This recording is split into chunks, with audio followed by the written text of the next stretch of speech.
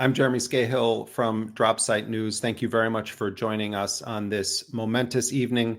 We now have gotten word that a quote-unquote ceasefire and exchange of captives deal has been agreed to by Hamas and other Palestinian resistance factions and the Israeli government in an agreement that was brokered by the United States, Egypt, and Qatar. And even though there is jubilation right now throughout Gaza, the Israeli military is continuing its assault on the Palestinian people of Gaza. There is a lot to discuss among the factors why this deal took so long when it is virtually identical to a deal that was on the table as of May this past summer. And the Biden administration allowed Benjamin Netanyahu to sabotage that deal. And instead of punishing him, the administration rewarded him with billions of dollars in weapons transfers and political support as Netanyahu expanded his wars throughout the region. We'll be discussing the intervention of President-elect Donald Trump. We'll be talking about the dynamic of the armed resistance in Gaza and the refusal to surrender despite repeated demands that they do so by the United States and Israel. And I'm very honored to be joined by two Palestinian guests. First, from Istanbul, we are joined by Dr. Sami Al-Arian. He is the director of the Center for Islam and Global Affairs at Istanbul Zaim University. And we are also joined by Muhammad Shehada, who is a Palestinian journalist and analyst from Gaza. Thank you both so much for being here. Dr. Sami Al-Arian, let's begin with you. First, this is extremely emotional for many Palestinians who have managed to survive this genocide, but also lost so much. Your overall reaction to what now appears to be the first real break that Palestinians are going to get from this US-backed Israeli scorched earth war? First, thank you for inviting me. It's certainly very emotional and sobering after 466 excruciating days for the Palestinians in Gaza. Now we see possibly the end of this onslaught, of this genocide. Netanyahu announced on the first day that he is going to pacify the resistance, that he is going to end the resistance, defeat, annihilate. And he started his war of extermination for all these days, save the last week of November. So 460 days of continuous bombing. He basically leveled Gaza. There is no civilian structures. There are no one has not been impacted or affected. All 2.3 million people in Gaza have been suffering, whether they suffered martyrdom, they were killed in the course of this war, or injured, or displaced, or lost loved ones, or been under starvation, as well as severe cold. All this suffering was taking place for a simple reason. The Palestinians believe in the justice of their cause. They're not about to submit or surrender to Netanyahu. And we heard him today said he is waiting for Hamas to agree to a deal. In other words, all these 460 plus days were in vain. He was not able to basically have any of his goals achieved or fulfilled. It was just another onslaught by the Zionist regime against the Palestinians. It is the victory of Palestinian resilience and determination. So it is an emotional time. It's an emotional moment. And they were hoping that the Palestinians in Gaza will have now some kind of an end to this suffering, and that they will be able to rebuild their lives again. Muhammad Shehada, I want to bring you into this discussion as well. You've been doing some of the best reporting of late on the process that has led up to this deal. And we should caveat it by saying that up until this moment, the Israelis have really tried to hedge whether or not there actually is a deal. And there's a degree to which Donald Trump's post on Truth Social seemed to box the Israelis in, where he jumped ahead of everyone else and posted, that we have a deal. But talk about the broad framework of what exactly has been agreed to. This is not a long document, and many of the most specific details are relegated to only describing that first stage of the third stage deal. But Mohammed, just give us an overview of what exactly has been agreed to at this point. Thanks so much, Jeremy, and thanks also for all your great reporting. Basically, to start, it's word for word the same deal that Biden proposed on May 31st, primetime TV address, the May 27th formula, as it's known. There's just about 6 non-substantial changes in an attached appendix, and that's about it. What is going to unfold is a 42 days long pause of hostilities and military operations by Israel and Hamas in the Gaza Strip, during which there will be a gradual Israeli withdrawal from the Netzarim corridor. So by day 7th, Israel is supposed to evacuate up or including the Rashid Street that leads to northern Gaza, to allow people to go back on foot or in vehicles. Vehicles will be inspected by a private company to be agreed on. On day 22nd, Israel will complete its withdrawal from the Netzarim corridor that dissects Gaza in 2 halves. The other corridor that is monumental is the Philadelphia corridor, and there Israel says that it will begin the withdrawal only on day 40 up to day 50. But in the meantime, leading up to that day, the IDF will reduce its forces in that corridor that sort of separates Gaza from Egypt. The Rafah border crossing will be reopened according to the 2005 agreement, which means there will be a European Union monitoring presence, and it will be run by Palestinians, not by Israel. But the IDF will be in the vicinity of the area. They will be around the border crossing, but not inside it. There will be also an exchange of prisoners and captives. And one of the things that I need to emphasize here the most is that Israel is explicitly saying and admitting it is holding 1,000 Gazans as hostages, not detainees, not captives, not prisoners, just as hostages, because it says in the agreement that Israel in the first phase will release 1,000 Gazans who were captured and detained since October 8th and did not, quote, take any part in the October 7th attack. So if they're holding on to those, they're just holding them as bargaining chips, and Israel is going to release them, 1,000 of them, in the first phase, just to give the impression of a large release of Palestinian prisoners to get hostages in return. So that is one monumental thing. There's also an evacuation of wounded Palestinians, including people that Israel is likely to veto by claiming or alleging that they might be affiliated with Hamas or the PIJ or other entities in Gaza. There's an explicit commitment to evacuate them as well. There's also a suspension of Israeli surveillance operations, sort of drones and flights over Gaza in Gaza's skies for 10 hours per day. And there will be full freedom of movement for Palestinians in Gaza within the Gaza Strip, minus a buffer zone that the IDF will maintain of up to 700 meters. On day 16 of the first phase, Hamas and Israel are supposed to engage in the second phase negotiations that will entail the release of Israeli soldiers that are currently in Hamas's captivity, and that will entail as well negotiating over the shape of what the day after in Gaza will look like. Dr. Sami Al-Arian, I want to ask you on the perspective from the Palestinian resistance factions. Everyone always just says Hamas, but it's not just Hamas. There are numerous groups, including Palestinian Islamic Jihad, that have been a part of these negotiations. And in fact, senior officials from some of the other factions that have been a part of this resistance bloc went to Doha, and then they had a unified agreement on the approach that they would take as they neared a final deal.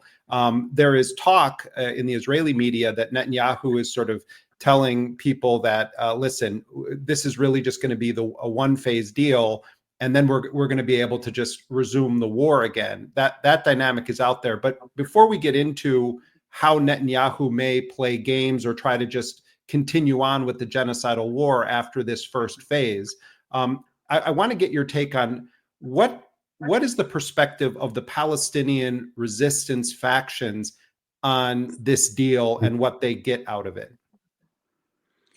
In the early days, in the early weeks of the onslaught, of the Israeli onslaught on the Palestinians in Gaza, they tried to send signals to different groups, different factions, particularly the Islamic Jihad, and they basically says that we can have a deal with you, whatever hostages, whatever captives you have, we can get you a deal. And early on, all the factions, including the Islamic Jihad, rebuffed these attempts, and they told the Egyptians and others that we're only going to have one faction or one mediator, one negotiator, which is Hamas, and that we will coordinate with Hamas. And therefore, all the attempts by the Israelis to divide the resistance were in vain, were not accepted, and were defeated. So at every stage of these negotiations, Hamas would always consult with these different groups. They will reach a consensus on what to go, on what to do next, and then Hamas will carry on with the negotiations. Same thing happened this time around, and I think all the factions have signed on to these negotiations. As Muhammad says, there is actually no much difference. The substance, the structure of the deal that we have today is exactly the same we had 6, 7, 8 months ago. Biden announced in late May that he has a plan that was, he presented even as a Netanyahu, as an Israeli plan, which was vetoed. It was torpedoed by the Israelis. And then they were renegotiated again. On July 2nd, it was announced that Hamas has accepted these terms. What they accepted in July is exactly what we have today. People have to ask themselves, so what has changed? What is the new thing that made Netanyahu and his fascist government to accept this deal, which they had rejected back in July? And the only new factor really here is the intervention by Trump, because Trump wanted to be inaugurated next week without having to deal with this mess. He knows that this is going to be a huge detraction for him, whether in his domestic agenda or whether in his international agenda. He has so many things he'd like to accomplish, and he doesn't want to deal with this situation. Particularly, there is actually no strategic purpose for it. He told Netanyahu in no uncertain terms, finish the job. That was when he was a candidate. And Netanyahu couldn't finish the job. Finishing the job, people interpreted that as being finish off Hamas, end this war, but I don't want to inherit this war. I don't want to deal with this war. And Netanyahu has promised his people from day one that he will end the resistance in Gaza, that he will defeat Hamas, that they will surrender, that they will release, or they will have all the hostages back without having to pay any price, that he will be able to free them without any kind of exchange, that will be through military pressure. He's failed on all these accounts.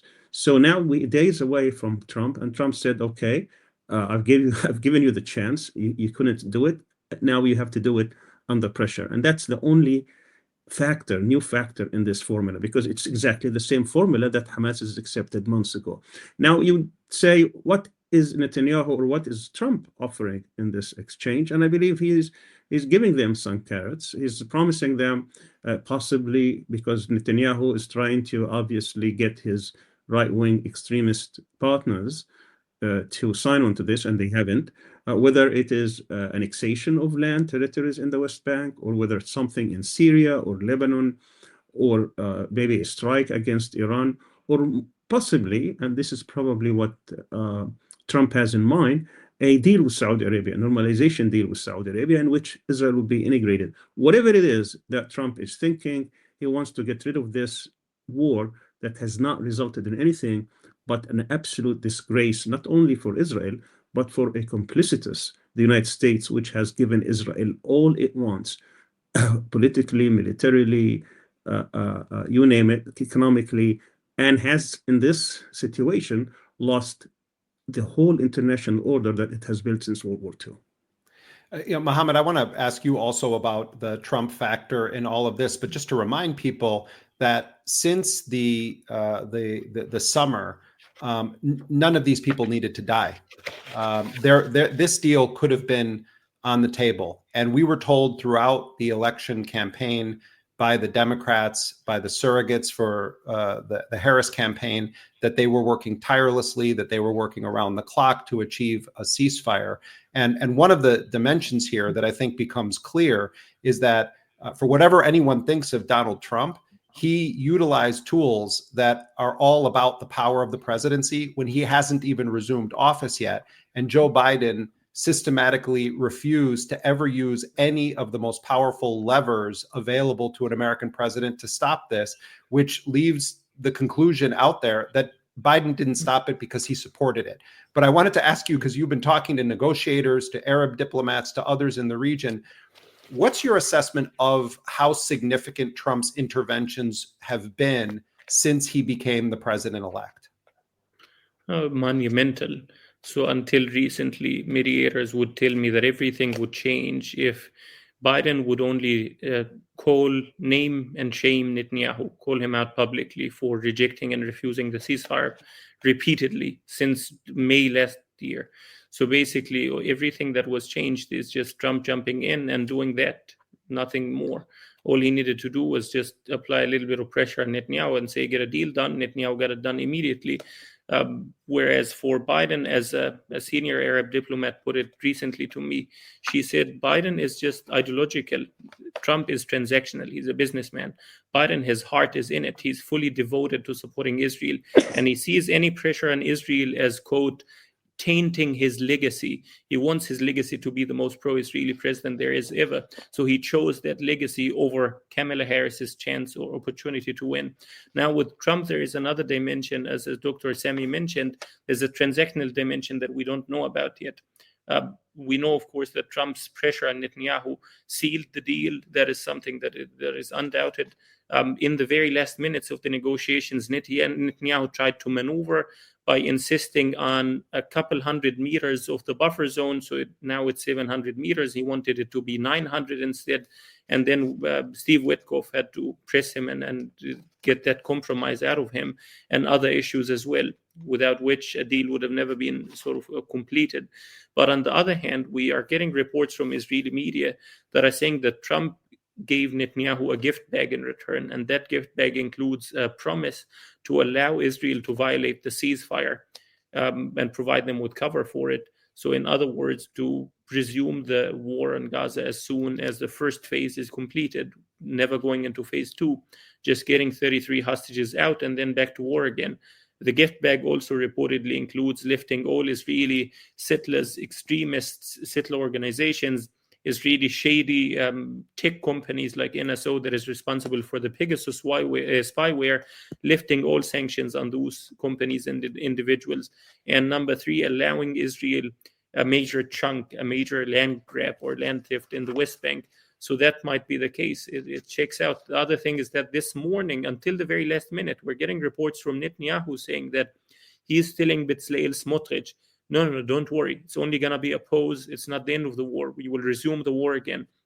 And in return, Smotrich asking for, quote, forcing Gazan migration as one of his conditions, is that even if there is a ceasefire, even if the war ends, you need to maintain conditions in Gaza as hell on earth, make it as uninhabitable as possible, ban concrete and cement from going in like Israel did in 2014, prevent reconstruction, and then people will leave, will have no option but to leave or face death by starvation, cold, or disease. So that's pretty much it.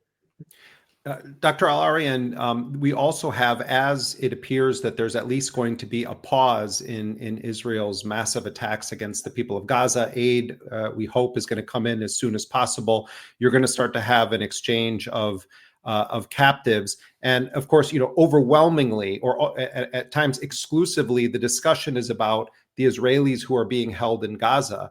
But as Muhammad alluded to earlier, there are more than 10,000 Palestinians that are being held at this moment by the Israelis.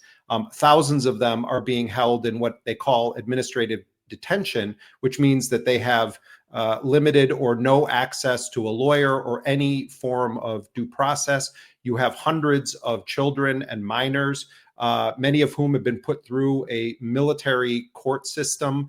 And so for Palestinians, the prospect of potentially a couple thousand of their people being freed is a major achievement on the one hand, but it also should remind the world that Israel routinely imprisons hundreds of children, Palestinian children, every year, and holds thousands of Palestinians where they don't even bother to put charges against them. Talk about the different levels of Palestinian prisoner that exist in this deal. You have women you have children and minors. You have political prisoners. I mean, explicit political prisoners, people who have been imprisoned because of their political organizing. And you have people that have been imprisoned because of their activities as members of the armed resistance against Israel. Talk about the Palestinian prisoners, captives, hostages that we so seldom hear about. That's correct.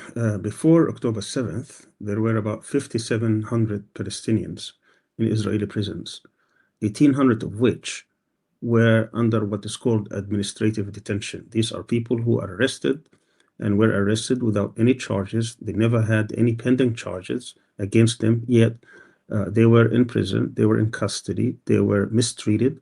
Many of them, hundreds of them, were children, not only under 18, but sometimes even under 15. Many women who have never been charged with anything, separated from their families. This is part of a routine by the Israeli army in order to check the Palestinians, meaning in order to make the Palestinians fear them all the time. That's the only way they can keep the occupation going and not having millions of Palestinians in the West Bank revolt against this occupation. They want to rule them with as few Israeli soldiers as possible. So part of the tactics is to go and storm these houses. There are numerous reports by human rights groups, including Israeli human rights groups. They talk about this in great details. Now, this is routine for Israel. Many of the people who have gone also through trials, these were sham trials. People would be charged with certain crimes under torture, under confessions, signed in Hebrew, a language that most Palestinians do not understand or know. And then they will be sentenced to a lot of years, sometimes even to life in prison for stuff that they will either have extracted under torture or under coercion. And they really have no recourse because Israeli justice does not exist when it comes to the Palestinians. Now, add to this, at the beginning of 2023, this whole Israeli system of justice or injustice was controlled in the prisons by Ben-Gvir, Itamar Ben-Gvir, the new Israeli right-wing minister, in which he started taking what he calls privileges from these Palestinians. These Palestinians, under this Israeli system, under the Israeli prisons, have gained through a struggle of decades certain things, such as the right to education, the right of pray together, the right of visitation, the right of cooking, certain things. He started taking them one by one because he said these people are criminals and they need to be treated as such and they need to be under extreme pressure. So part of the reason of what happened on October the 7th, 2023 was these cries coming from these prisoners that it become even life in prison became unbelievable because it became very much a life of torture for them. Now, after October 7th, Israel started without any restraints whatsoever. Whatever restraints they had before, and was very few, now they started actually arresting people left and right. Not only in Gaza by grabbing whatever they can come to the adults. Just a few weeks ago, they had the head of the hospital, Kamal Adwan Hospital, a very respected doctor, the director of that, being arrested in plain sight. Why? Because he was treating his patients and he refused to leave when the orders came that he had to leave. He wanted to stay with the last patient that they couldn't move. Then he went to the actual tank telling Israelis about the situation. They just arrested him and put him in prison. Now he's being tortured. We have reports in one of the notorious prisons, the prison in which guards actually admitted they were raping Palestinians. We have many reports about rapes, about torture. This is routine in Israeli prisons. So that's the type of environment that the Palestinians have been living under, not just now, not just in the last year, but even much earlier, since the 1967 occupation, and even before then. You have this system that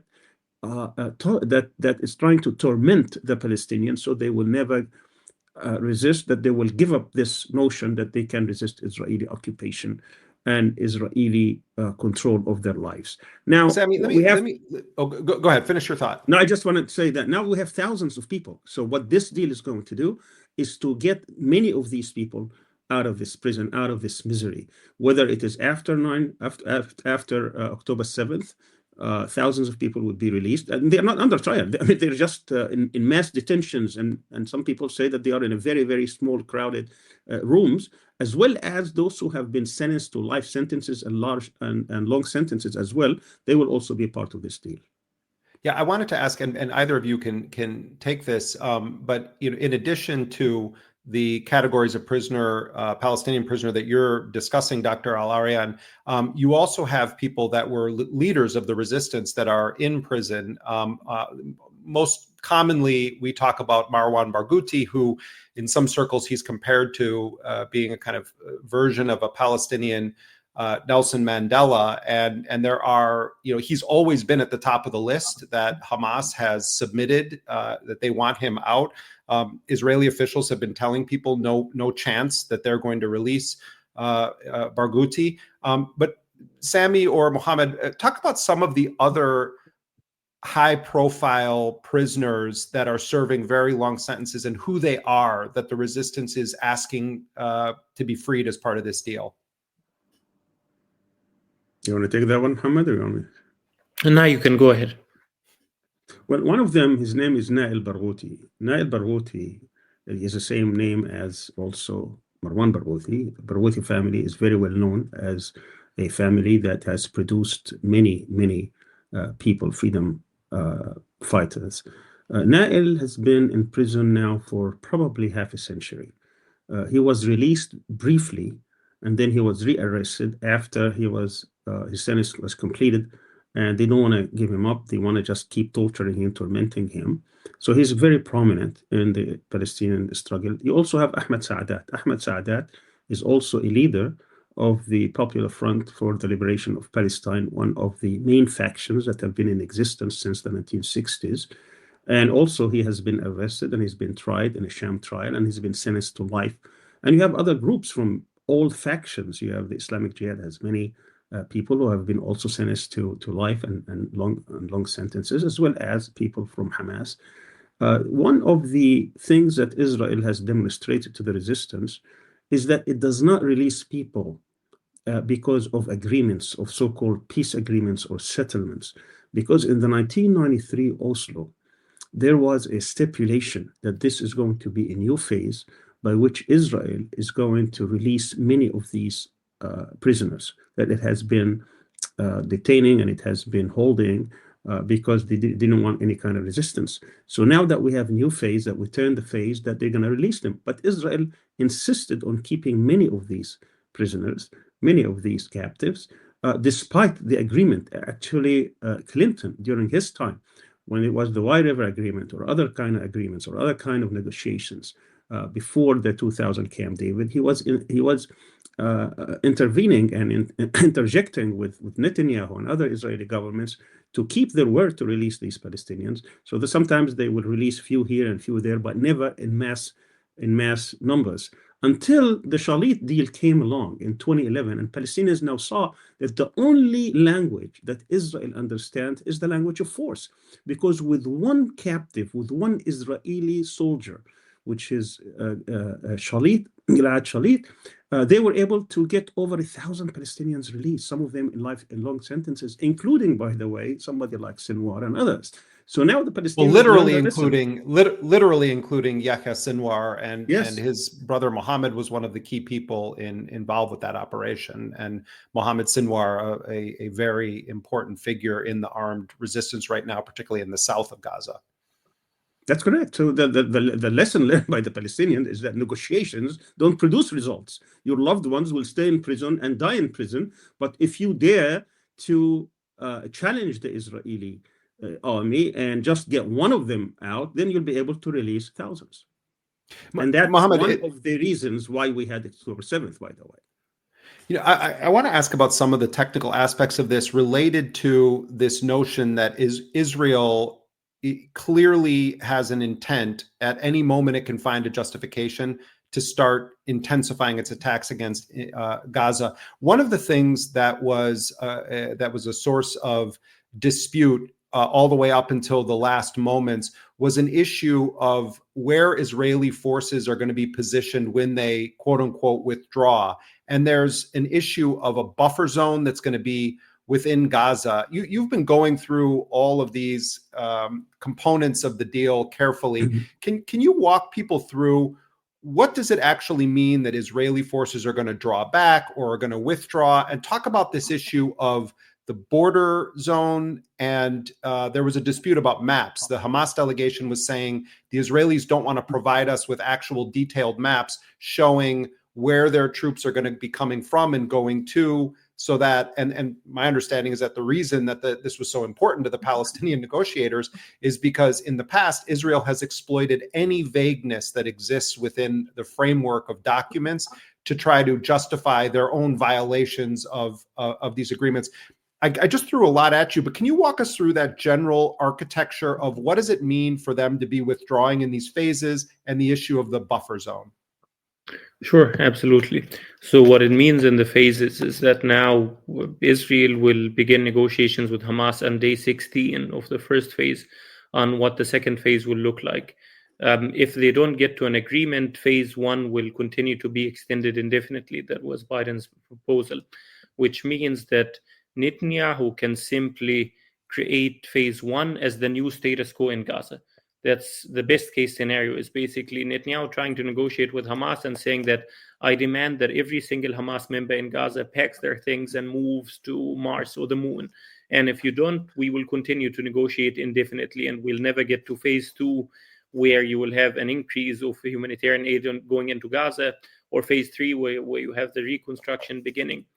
So basically, what phase 1 looks like is that the IDF will keep about 700 meters buffer zone all around the Gaza Strip in its entirety, which means it's an area, when it sounds like 700 meters, doesn't sound much, but when you say it's the circumference of the Gaza Strip in its entirety, then it's about 15 to 20% of Gaza's area. And it's the arable lands, it's the agricultural lands, it's the majority of these, as well as entire towns. You have Beit Hanun being swallowed by one of these buffer zones, a whole town being swallowed in an area the IDF wants to stay in. The other point of contention is that the IDF said in the appendix, the updated appendix that they just agreed on, is that Israel will stay in 5 points in that buffer zone with 400 meters extra. It did not specify which 5 points these are, where the precise location would be, which is why Hamas insisted on maps, because 5 points is very general and vague. It means that Israel can just say, this is the point today, tomorrow it's this other point, and then keep sweeping the Gaza Strip back and forth indefinitely. All the loopholes that we see now in the ceasefire deal with Lebanon, that Israel is exploiting as much as possible to continue to attack Hezbollah and to continue to level and wipe out entire Lebanese villages in the south. There are also a lot of loopholes that we've seen with the Oslo Accords that Israel exploited. For example, there was one where it said something about Israel withdrawing from lands instead of saying the lands, and that just those 3 letters that were missed out there, deliberately left out, Israel exploited it to violate the Oslo Accords into virtual obsolescence. So in that regard, up until now, my understanding is that the maps are still an issue of discussion. They are still waiting on the final maps to be presented to know where the IDF is going to be. There was also another point where Israel says that the IDF will be around the Rafah border crossing, but not inside it. They wanted a precise map to show what does around it mean, because that can mean that Israel cuts the main road leading people in and out of Gaza, or humanitarian aid, and thus gets full control over it, prevents journalists from going in.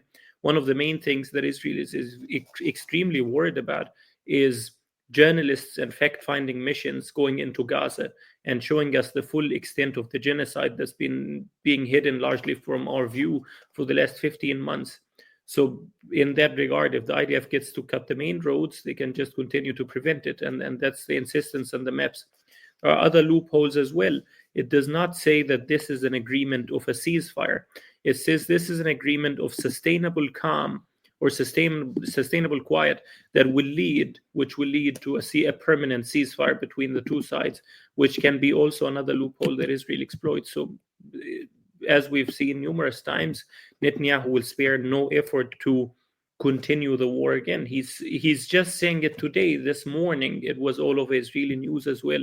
One of the things that Israelis found most devastating, it was all over Israeli media, They called it the condition that we're not informed about. Is basically Israeli media was devastated that this first phase of the ceasefire will allow Gazans, 1 million displaced Gazans in the south, to return to the north again. They wanted that entire northern half of Gaza to be carved out and zoned for settlements, for Israeli settlements and buffer zones. So they were extremely disappointed. What it means for the IDF to be at the buffer zone, that's my last sentence, is basically at any minute, they can just redeploy in the very heart of Gaza, and there's no stopping them. They can reestablish the Netzarim corridor or the Miflasim corridor between Jabalia and Gaza City, or the other corridors like Kisufim or Sofa between Deir al-Balah and Khan Yunis and Rafah, and cut Gaza into 5 separate isolated concentration camps again. That was the IDF plan right before the ceasefire, what was called the 5-finger policy. So that can be implemented at any minute. With IDF troops being inside Gaza as well, Israel can at any minute claim that, oh, we spotted Hamas militants organizing sort of an operation or militant activity or trying to regroup. Therefore, we are conducting a precise raid on this neighborhood to thwart it. That can be the claim, while in effect it's just continuing the assault. So there is a lot of worry here. Yeah, and you mentioned there Israel's concerns about non-Palestinian journalists going into Gaza. Because if you have CNN and Sky News and BBC and others on the ground there that are actually then going to witness the aftermath of what the Israelis have done, this is not going to go well for Israel. They've tended to only want to bring in journalists that they control and subject to their censorship rules. And I feel like I must note that roughly 200 of our colleagues have been killed in Gaza. And I say colleagues, every Palestinian journalist and media worker is our colleague. And it has been utterly shameful that Western journalists have stood by silently while our colleagues have been not just killed as so-called collateral damage, but in several cases hunted down and murdered because they are journalists. And in some cases, their family members have also been explicitly targeted and killed. And I will say it every day. It is shameful that more Western journalists have not stood up for our colleagues. When an American journalist gets imprisoned in Moscow, you have famous journalists from CNN and elsewhere tweeting about it every single day.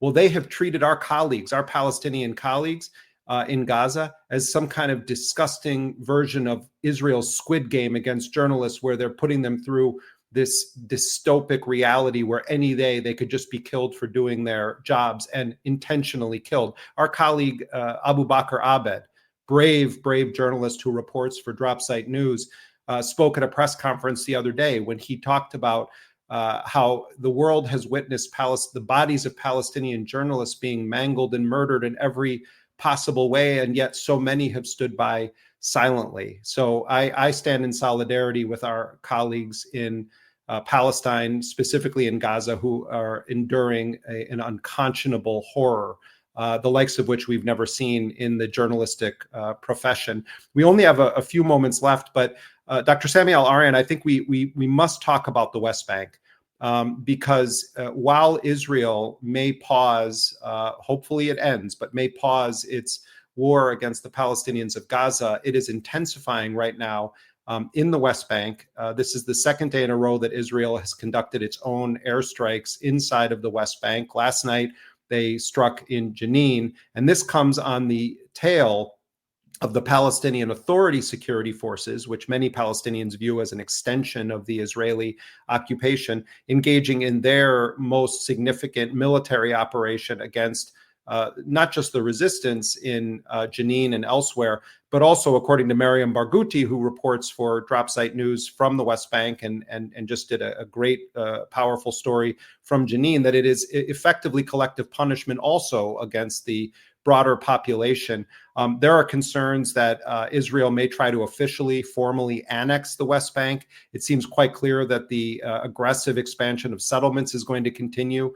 Talk about what's happening right now in the West Bank, Sami, and what you think the relationship to a potential Gaza deal now going through into effect in just days. You're muted there, Dr. Al-Arian. Sorry, go ahead. Yeah. Part of the argument Netanyahu is using with his fascist extremist partners is that he's promising them that they will cash in on the West Bank. Early on in this cabinet, in this right-wing cabinet that Netanyahu formed in late 2022, early 2023, was a plan, because he gave Smotrich basically free hand to build settlements, to increase the settlers inside the West Bank. The West Bank under Oslo has been divided into 3 zones, what they call Zone A, B, and C. A is where the Palestinian Authority, which is simply a collaborator, it is the first line of defense for the occupation and the settlers. It controls basically the major Palestinian population centers, about 18% of the land and about over 80% of the population. Zone B, even though it has both administrative and security control, Israel can enter at any moment and actually invade, kill, arrest, whatever it wants, and leaves. And when that happens, they just disappear. They melt, the Palestinian Authority forces. Then you have Zone B, in which administratively they're under the Palestinian Authority. It's about 22% of the land mass of the West Bank. The West Bank is about 5,500 square kilometers. And then security-wise, it's under Israel. And then you have Zone C, which has less than 8% of the Palestinian population. And basically, it's controlled administratively and security-wise, not only by Israel, but today under actually the control of Smotrich, one of the most hardcore Zionists and extremist politicians in the Zionist regime. He has promised early on that he is going to annex as much of this land as possible and to populate it and to sit with as many settlers as possible. He said today we're around 750 or a little more. Within a few years, we're going to get to 1 million, and then we're going to go to our next million. Then he proposed to the Palestinians, said, you Palestinians have one of 3 options. Option one is that you have to submit to the state of Israel, that you're not going to be a citizen, that you're basically a person there, subject to the Jewish state, and you have no civil or political rights. And I understand that you don't like that. Then the alternative is you get compensated and leave. And if you don't accept these 2 options, the third option is you get killed. And basically, Ben-Gvir added to this, he started arming settlers. So within last year and the year before, over 150,000 settlers were armed to the teeth. This is just a free program in which they will give these settlers arms and starting harassing and intimidating and provoking and killing and burning Palestinian crops and Palestinian homes and killing Palestinians so that they can force them to leave the West Bank. So the next battle after Gaza, this is what's going to determine actually the future of the Palestinian cause, is what's going to take place in the West Bank, because they are intent, these people, these extremists, they think they have a chance in order to end the Palestinian cause once and for all. And to do that, they need to displace the Palestinians further, to annex the land. And that's why Smotrich, when he was celebrating Trump's triumph after he won the presidency, basically he was saying, now it's our time to take over and annex the West Bank, or at least 60%, which is Area C. They think by doing that, they can end the Palestinian cause. Then it's on to Jerusalem and Al-Aqsa to build the 3rd temple. And of course, after that comes the integration of Israel in the regional order by having this normalization deal with Saudi Arabia. And then there will never be a Palestinian state. There will never be any kind of Palestinian homeland. The Palestinians will either be displaced or they will have to be subject of Israel. One of the early goals of Israel in Gaza was to try to displace as many Palestinians from Gaza as possible. That failed miserably despite all the enormous bombing that took place. Over 15 Hiroshimas were sent on Gaza, were rained in Gaza for 460 plus days. And despite that, the Palestinians never left. And they were never went any place, even though 2 million of them have lost their homes. We only have a minute or so left, Mohammed, but I wanted to ask you, we now know that there are reports that the Israeli military has been given orders to operate with maximum force in Gaza around the clock until this ceasefire agreement takes effect. What should people, Muhammad, be looking for in the coming days, and in the initial phase of this that would be a make or break moment? Well, as you said, Israel is now going to escalate and accelerate the killing and destruction of Gaza to the maximum possible. That's why Netanyahu wants to enforce the deal only on the eve of Trump's inauguration on Sunday night until the last minute. Those days whenever there was news of ceasefire negotiations holding a breakthrough, people in Gaza would immediately call it. People in Gaza would immediately call it the revenge days. That the IDF goes on a revenge campaign, maximizing the killing and destruction as much as possible. And one of the things we would be looking out for is actually Israeli airstrikes on Gaza potentially killing some of the hostages, which would have a huge potential in undermining a deal. There are certain high-profile hostages that if they come out in body bags, it might influence Israeli public opinion or create a shock there to allow for the resumption of the war again. So these indiscriminate airstrikes are a huge risk to the lives of Israeli hostages and to the ceasefire deal in its totality. The other thing, as you mentioned, Israel bombed people that are celebrating on the street that there was a ceasefire announcement. They just killed 20 people since the ceasefire announcement was made. I'm literally going through the contact list of loved ones in Gaza and friends and family to celebrate this moment with. And it's hitting me slowly when I go name by name and realize that most of my loved ones in Gaza are either killed, missing, or unreachable. I haven't managed to get a hold of anyone there. And every minute that passes is a danger to those that are left.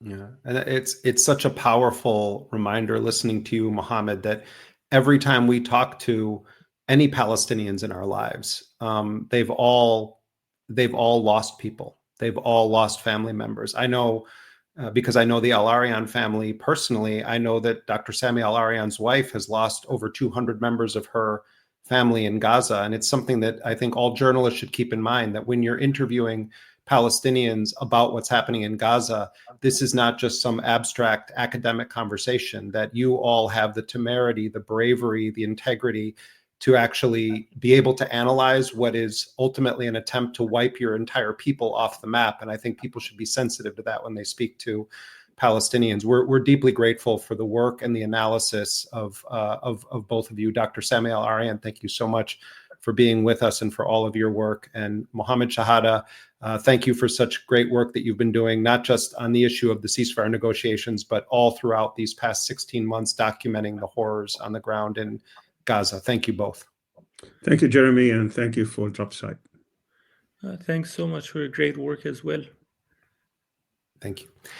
And thank you to all of our readers, our listeners, our viewers for joining us here. We're going to try to do more of these live events when breaking news happens, when significant events happen. We have new stories that are going to be coming out over the course of what transpires as a result of this agreement. We always appreciate the support of our subscribers. If you can afford to become a paid subscriber, go to dropsitenews.com. If you don't have the funds to be able to be a paid subscriber, don't worry. We do not put things behind the paywall. We ask for support from our readers so that we can bring you voices from the ground all around the world. We are a 501c3 organization, so your donations to DropSite News also are tax deductible. We're so deeply grateful. We've surpassed 300,000 subscribers. And we actually know that an enormous number of you open our articles when you receive them in your inbox. And we notice that. We're deeply grateful. We thank everyone who has joined our comment sections. We have some incredibly smart and dedicated readers. On behalf of the entire team at DropSite News, I want to thank you for tuning in. Please continue to check our social media feeds. We have an incredible group of people that are basically running a news service on X/Twitter. Make sure to check it out. There's really, really important work that's being done around the clock, particularly on Gaza and the West Bank. Thank you so much for being with us. I'm Jeremy Scahill. We'll see you at dropsitenews.com.